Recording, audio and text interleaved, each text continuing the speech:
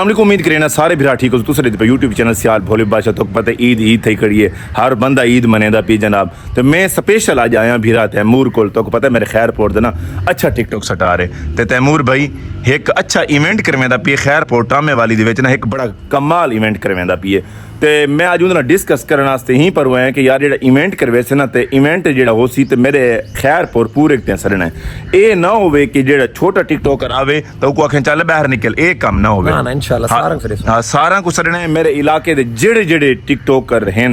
ते ओ जेड़े यूट्यूब ते वीडियो दे पावे ते तुसा वीडियो जरूर देखसो पूरी वाच करे सो टाइम टेबल ही दसेसो ते कमेंट भी करे सो इंशाल्लाह अल्लाह दे हुक्म नाल चंगा इवेंट करवावणे ते अच्छे टिकटॉकर सरवावणे ते ये इवेंट कामयाब बनवावणे इंशाल्लाह सिद्धरे पर भी आसी आसमा डॉल भी नाल आसी साइलेंट गर्नल भी गाल यार अपने नाल दा जुग्गी जाट इको भी सरवावणे इको भी सर्विस सारे नाल ही बैठा है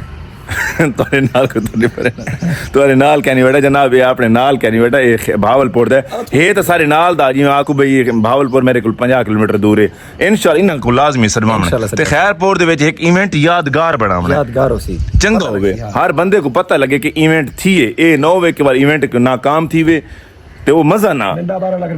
खर्चा करना है तो इवेंट होवे इंशाल्लाह ते वल दिलेरी करते इंशाल्लाह पूरे खैरपुर को सरे सु सारी खैरपुर वाली पब्लिक देख सी के इवेंट थी है हां क्योंकि लाजमन मैं तो ही दे सिर ते इवेंट करवेना पिया इयो बंदा खर्चा करन वाला ते जेड़े खर्चा थी सी इस दवा बर्दाश्त करे सो इंशाल्लाह बाकी तुसा मैं को कमेंट जरूर ऐसे सो केड़ा मेरे खैरपुर टामे वाली तो वीडियो देदा पी YouTube दा बाकी अगर कोई दूर दे भी हैं तो वो मैं कमेंट करे सन कि तू तुसा वीडियो दे पे से ये छोटा जिहा व्लॉग है जनाब तोरे तक पहुंचावना ही सियाल बोले बादशाह को देसो इजाजत इंशाल्लाह नेक्स्ट वीडियो मिलसू अल्लाह हाफिज।